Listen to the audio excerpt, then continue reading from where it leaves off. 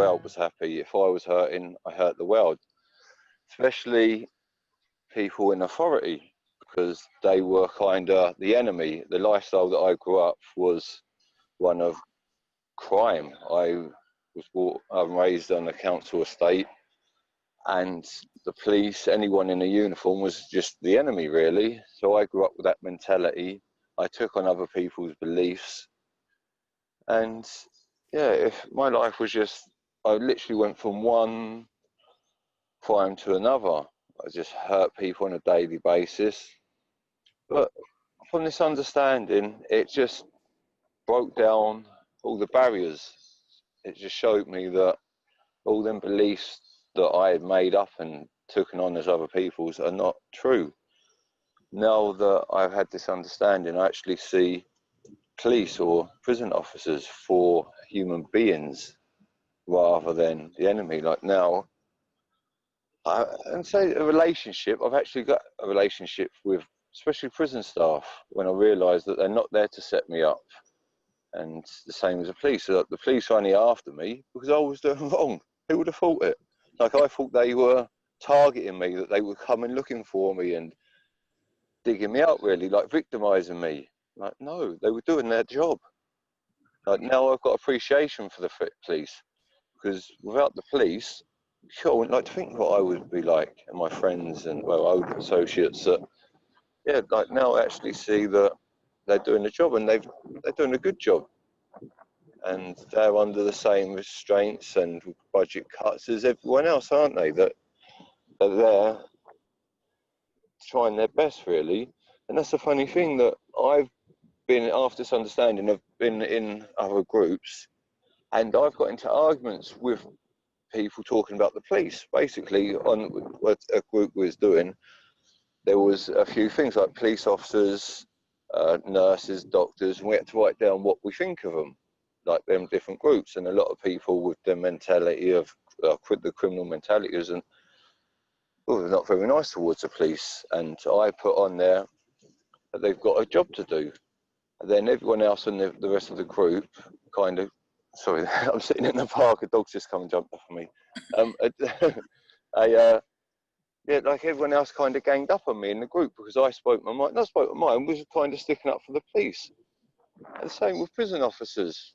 When I actually realised that they're human beings rather than aliens, because from a conversation with one prison officer, I've had so many insights into so much stuff, like about labels. I limit myself, because from my word, if it wasn't crime, money and drugs, then I didn't really want to know. But yeah, I've come to realise there's a whole big world out there, and just being normal, that things that I never kind of thought that I could be. Like, I thought money equaled happiness. The only way that I knew how to make money was through crime. It's like sitting in the park here. It's just something I would have never done before. I appreciate nature, like the oneness, and it's just, I take pictures of the sky, the sunsets. I put it on Beyond Recovery, a WhatsApp group this morning. It's just being in the moment. It's just amazing. Like, my life's just so simple now compared to what it was. I used to buy into the labels that people used to put on me, because technically on paper I was classed as a psychopath, and PTSD, depression, reactive depression. I must have had all these different labels for one time or another. But I'm not I'm not them labels, the same as I'm not my stories. Like, a label's just a label, isn't it? Labels are for jars, not for people. So it's just, yeah, like PTSD. I've had a lot of insights into that, because basically my baby died of cot death on my chest. Then I had PTSD. I relived it for 7 years. But on this understanding, I come to realise that I think I created or kept the PTSD alive by, like, where I'd have the thought about my son that died, then I would start stacking other thoughts and just trying to change my thoughts and bury them thoughts so I didn't have to deal with them. Then overnight, when you're asleep, a dream is just you're thinking. I think the layers of thoughts will bring it back to the surface. But I don't know, just to know that you're only ever feeling your thinking is such a big thing, isn't it? If I'm in a low mood, I know that I can't take them thoughts seriously, because when I'm in a low mood, everything that I'm going to see is kind of negative. I'm only going to see negative. Whereas before, I used to think that if I had a thought, that it was true. If I thought someone had upset me, then that person upset me, then I was out to get them. It's the same with prison staff, especially prison staff, where I used to muck about and have phones and drugs in my cell, which I wasn't meant to have. Then obviously they were doing their job and come and try and get them. And my mentality was, I've gone through all this trouble to get these phones and drugs into prison. I'm not going to give them up just like that. You're going to have to take them off me, and we'd have to fight.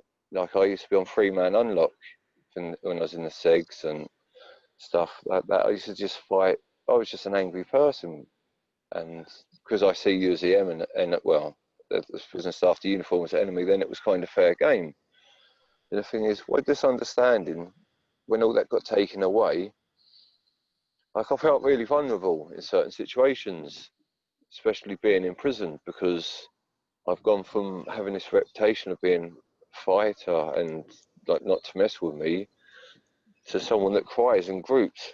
You know, it's just literally from one extreme to the other.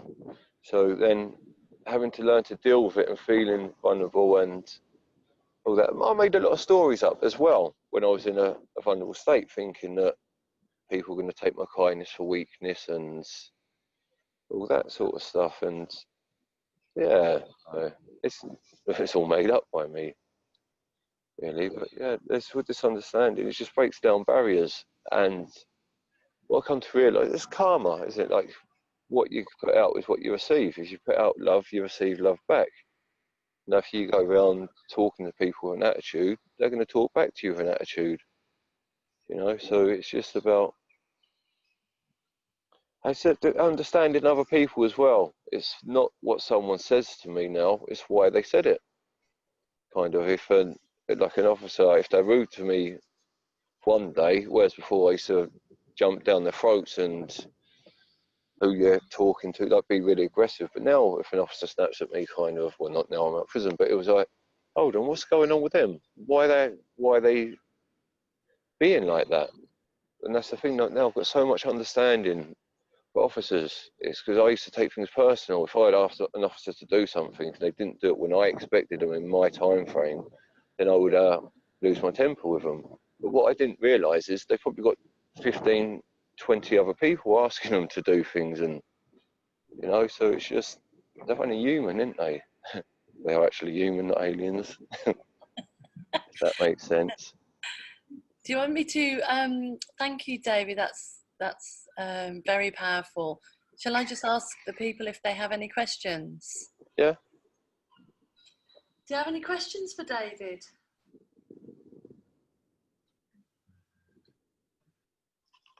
How did this shift happen? How did it shift him? Yeah, how did this shift? How did the shift happen? For him? Oh, so what's your name? Paul. Paul. Paul asks, how did the shift happen for you? Hello, good afternoon, Paul. Anna, one of the other facilitators, was talking about the river of thought. I don't know if Jacqueline's explained that to you, about how we have between like 60 and 120,000 thoughts a day. It's not the thought, it's what we attach to it, basically. And in our groups, we say, if we say bring it back into the room, it's nothing personal, it's because you've gone off a topic, because we're only there for a short period of time. So if you're sitting there talking about something that's nothing to do with the group, then obviously, let's say bring it back into the room. But they explain that at the beginning of the group. But Anna was doing the river of thought, how from one thought we can make a mountain out of a molehill. Because from one thought that, like, yeah, well, it's thoughts are neutral, isn't it? The thought only has the power we give it to and what we attach to it. But she was explaining the river of thought, and I was saying something probably inappropriate to somebody that was sitting next to me, and Liliana said, bring it back into the room. And from that one thought, it was like, who the F is she talking to? She's just made me look stupid. She's made me look like an idiot in front of all these people. Right, that's it, at break time. I'm going to go and roll the joint. I'm going to get them kicked out of the prison. Within 10 seconds, I had turned it into this whole big thing where, like, I felt like she had slapped me in the face. She had slapped my mum in the face. That's how it felt, because I was sitting there. I was so angry. And then I just looked up at the board and I actually realised that I had just made that whole story up. I just created that whole rubbish thing, and literally my life just changed. Like 20 years of mental illness fell away. Anger, insecurity, ego just fell away, and I just sat there, and it was like being reborn. It was my finding God is the easiest way for me to explain it. Then since that happened, I was still in prison. I was on the wing, and I still had drugs, and I was in that culture still, and it was just like my life started from that day onwards. Then a couple of days later, I asked Anna, read a bit out The Missing Link by Sydney Banks, and I asked what the book was, and she gave me a copy, said I could borrow that. Then a couple of days later, I was reading the book, and it's a good read. It was I just got answers to questions that I just didn't know that I was looking for. Like my life just made sense. I was crying reading the book, and it was like, I didn't want to cry, but I didn't want to stop reading. And it was such a strange experience. Like, and it's happened to a couple of the books. Dear Liza's a good one as well. That's very emotional, Sydney Banks. But yeah, it's just like, who would have thought? Obviously, I've missed out so much of my story, so like me saying that, it wouldn't really mean a lot. But if you read some of my oasis, my sentence plan, my reports from prison, it's like Mr. Saunders uses instrumental violence as a tool to achieve his goals, and like it's just negative. Then, the thing is, I was watching Britain's Got Talent, and I was crying, and I said to Jacqueline about it, and Jacqueline had to explain to me that I was compassion. She told me that what compassion was. That's how negative and entrenched my thoughts were. Like, I was just cold. In my line of work, what I'd done, you just had to be. There was just no feeling. I had no conscience, and to be suddenly hit with a conscience and feelings, and to know that a feeling is a thought in action. You're only ever feeling you're thinking, kind of. Yeah, just from all this anger and negativity come all this love. Well, that's all there is love, isn't it? We are love. Oh, good answer. Thank you. Anybody else? Yes. Hello. I would like to hear, one thing is to change your mindset, but how do you separate yourself from the environment that created that negativity? Do you hear that? No. So, is this right? So, it's one thing to change your mindset, but how did you manage to separate yourself from the environment and the questioner said that created that mindset? Well, obviously, being in prison, my life, I was a criminal. That was my occupation. I thrived in that environment, that negativity, that macho-ness, that egotistical, because I was really insecure, so that's why I was so egotistical, like fighting, and that then obviously with this understanding to be told, you don't have to fight. It was a huge concept to me, and I can, like, if someone says something to me, I don't have to react, because it's not what they say, it's how I choose to perceive it. And it was really strange for me at first, because in situations where I know I'd hit someone, like I used to be no good at talking and getting my point across. Funny that, isn't it? I'm good at it now. But like I could never put into words how I was feeling. So in my head, if I thought we was going to end up fighting, I would hit you first. There's no point in arguing about it. If we're going to end up in a fight, let's just fight. That was my mentality. So the amount of times that I was in certain situations where I could feel myself getting in, lining people up to throw a punch, then it was like, wow. I actually started laughing, and people looking at me like, why you, like, they think I'm laughing at them, but I'm laughing because like I nearly just hit that person, and they had no idea that I was about to hit them. So it was like, over time, it just got to the stage where that doesn't even happen anymore. Like, I don't, if someone does swear at something at me, it's the environment, it's what's going on for them now, isn't it? So it's not, I don't know, it's never the environment itself, we look at it. So for me, it was, some things were hard, but it's just learning to adapt. I had to find my feet in prison, which is not a true environment, is it? It's like it's a forced environment. So for me, it was just to just know you're only feeling you're thinking is such a big thing. If I was mad, it was because I was having mad thoughts. It's as simple as that. And if I was creating a feeling, I can let it go. If I can turn the light switch on, I can turn it off. If I'm sitting there and angry where I want to hit someone, that's on me. I've created that. So like I said, if I can turn the anger on, I can turn it off. And to know that is just, it's refreshing. It's not refreshing. It's I don't know, saving. It's just save a lot of future victims. It's something that I spoke about quite a lot. Like now, my old environment would have been, if I was out of prison, I'd been in a pub doing dodgy deals. Now I'm sitting in a park, sun's out, talking to you fine people. There's another question. Yes, my name is Kate. Hello. I would like to ask how did your surroundings react to this apparently transformation that you did, and the ones that was close to you? So Kate asks, how did the people in your surroundings respond to this transformation, especially the people who are close to you? What, in prison or out of prison? First of all, I was thinking about your family. Yeah, first of all, your family. Well, my family, it was just, I've got a relationship with my family that's, I used to be very controlling with everyone. If I wanted something done, do it. Like, I didn't feel no way about being aggressive to my family. I never hit them or anything like that, but words are stronger than violence.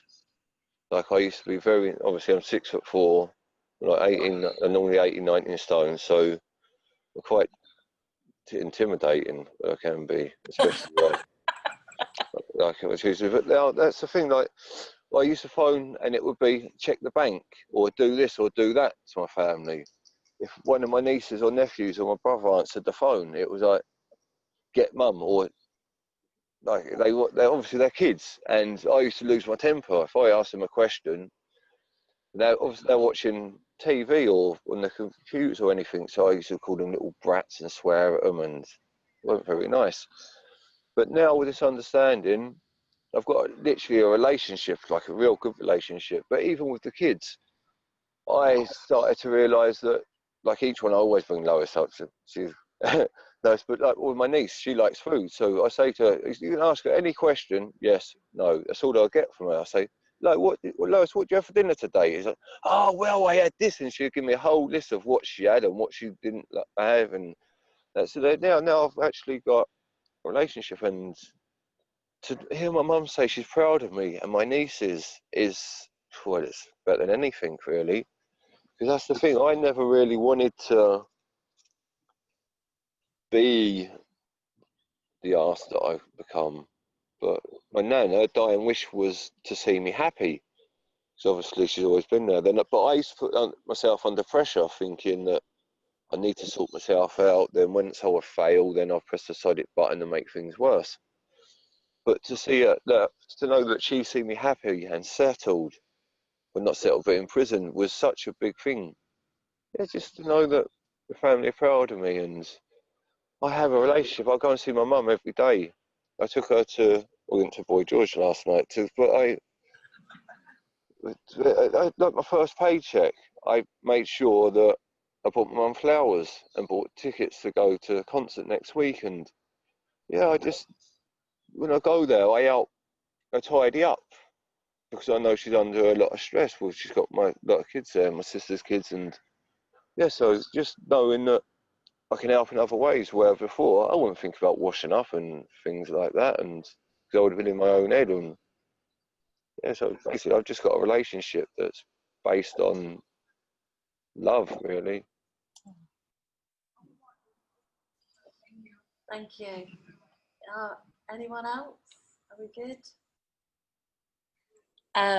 So that's amazing, David. Lovely. And I was just going to tell the people. And so, if you think about David's story and how he describes himself in the past, and then this is the guy who's painting our walls in the prison pink, just to be alive. I think that's a really good analogy. Yeah. So we're going to let you go. Thank you so much for coming out of work and talking to us. Right.